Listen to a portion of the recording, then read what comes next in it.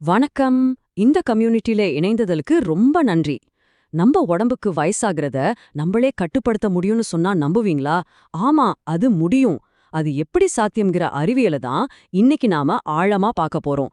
நம்ம செல்களோட ஆரோக்கியத்தை நம்ம கையில எடுக்கிற இந்த பயணத்துல வாங்க என் கூட சேர்ந்து பயணிப்போம். இது ஒரு முக்கியமான கேள்வி இல்லையா? ரொம்ப காலமா நம்ம ஆயுசு, நம்ம ஜீன்ல எழுதப்பட்ட ஒரு தலைவிதின்னு தான் நம்ம நினைச்சிட்டு இருந்தோம். ஆனா நவீன அறிவியல் அந்த நம்பிக்கைய மொத்தமா மாத்துது. நம்ம வயசாகிற வேகத்தோட கண்ட்ரோல நாம கையில எடுக்க முடியும்னு ரொம்பவே உறுதியா சொல்லுது. இதுல நாம முதல்ல புரிஞ்சுக்க வேண்டிய விஷயம் இதுதான். நம்ம செய்யற ஒவ்வொரு செயலுக்கும் நம்ம செல்கள் காது கொடுத்து கேட்டுட்டே இருக்கு. நம்ம சாப்பிடுற ஒவ்வொரு வாய் சாப்பாடும் சரி, நம்ம தூங்குற ஒவ்வொரு மணி நேரமும் சரி, நம்ம மனசுல ஏற்படுற ஒவ்வொரு அழுத்தமும் சரி, எல்லாமே நம்ம செல்களுக்கு நேரடியா சிக்னல்களை அனுப்பிக்கிட்டே இருக்கு.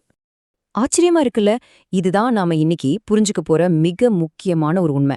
நம்ம வாழ்க்கை முறை எப்படி நம்மள இளமையா இல்லனா வேகமா வயசானவங்களா மாத்துதுங்கிற அந்த அற்புதமான அறிவியலை இப்ப பார்க்கலாம்.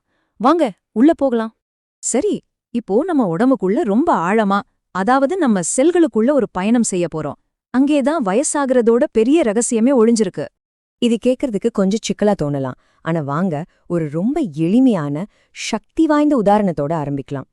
உங்க டிஎன்ஏவ ஒரு ஷூ லேஸ் மாதிரி கற்பனை பண்ணிக்கோங்க. ஷூ லேஸோட மொனையில ஒரு பிளாஸ்டிக் டிப் இருக்குமே, அது எதுக்கு? அந்த லேஸ் பிரிஞ்சு போகாம இருக்குதானே? அதே மாதிரி தான் டெலோமியர்கள், நம்ம குரோமோசோம்களோட மொனையில இருக்கிற பாதுகாப்பு மூடிகள்.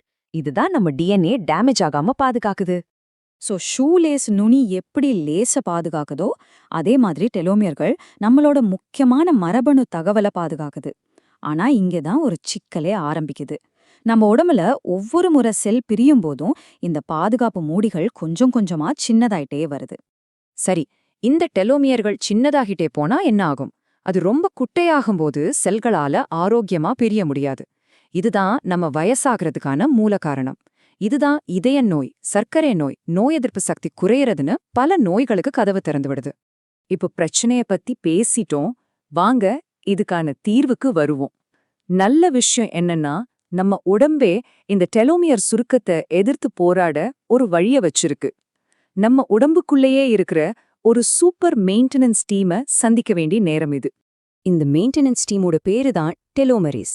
இது நம்ம உடம்புல இயற்கையாவே இருக்கிற ஒரு சூப்பர் என்சைம். இதோட வேலை என்னன்னா, சுருங்கி போன டெலோமியர்களை மறுபடியும் கட்டி எழுப்பி நீளமாக்குறது. சொல்லப்போனா நம்ம செல்லுலார் கதையோட உண்மையான ஹீரோ இதுதாங்க. இதைவிட நல்ல செய்தி என்னன்னா, இந்த டீலோமரேஸ் என்சைமை ஆக்டிவேட் பண்ற ஸ்விட்ச் நம்ம கையில தான் இருக்கு. ஆமா, நம்ம வாழ்க்கை முறை மூலமா இந்த ரிப்பேர் டீமை நம்ம பலப்படுத்தலாம். எப்படி?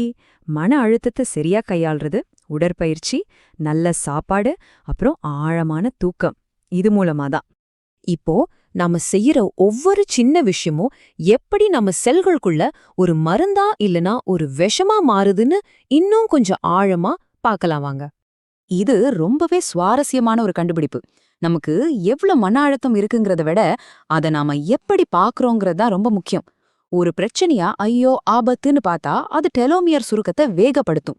ஆனா அதே ஒரு சேலஞ்சுன்னு பார்த்தா அது நம்மள பலப்படுத்தி நம்ம டெலோமியர்களை பாதுகாக்கும். இந்த நம்பரை நல்லா ஞாபகம் வச்சுக்கோங்க.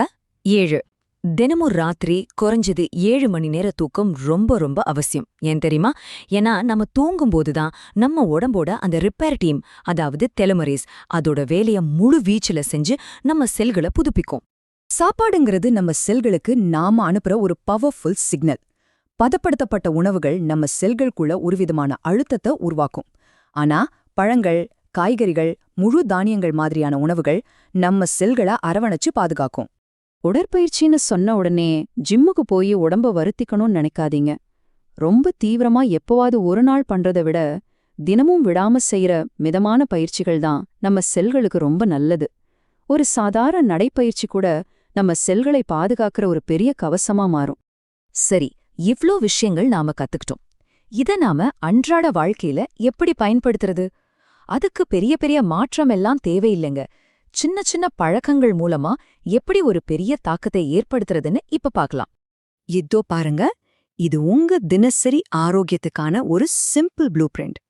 தினமும் ஒரு 5 நிமிஷம் மூச்சு பயிற்சி இல்லைன்னா தியானம், ஒரு 20 நிமிஷம் வாக்கிங், முழுமையான உணவுகள்ல கவனம். இந்த மாதிரி சின்ன சின்ன விஷயங்கள் கூட நான் உன்னை நல்லா பாத்துக்கிறேன்னு உங்க செல்களுக்கு ஒரு பாசிட்டிவ் சிக்னலை உடனே அனுப்ப ஆரம்பிச்சிடும். இந்த ஒரு வரிய நல்லா கவனிங்க. நம்ம ஆரோக்கியத்துக்கான உண்மையான சக்தி மருத்துவமனைகள்ல இல்ல, அது நம்ம கையில, நம்மளோட ஒவ்வொரு நாள் பழக்க வழக்கங்கள்ல தான் இருக்கு. நோயை குணப்படுத்துறது மருத்துவத்தோட வேலை, ஆனா ஆரோக்கியத்தை உருவாக்குறது நம்மளோட வேலை. இந்த உரையை முடிக்கிறதுக்கு முன்னாடி உங்களுக்கு ஒரு கேள்வி. இன்னைக்கு இந்த நிமிஷம் உங்க செல்களுக்கு நீங்க என்ன ஒரு நல்ல சிக்னலை அனுப்ப போறீங்க? அது ஒரு சின்ன நடைப்பயிற்சியா இருக்கலாம், இல்லனா ஒரு நண்பர்கிட்ட மனசு விட்டு பேசுறதா இருக்கலாம். உங்க தேர்வு எதுவா வேணாலும் இருக்கட்டும், ஆனா ஒண்ணு மட்டும் ஞாபகம் வச்சுக்கோங்க, உங்க செல்கள் கவனிச்சுக்கிட்டு இருக்கு. யோசிச்சு பாருங்க,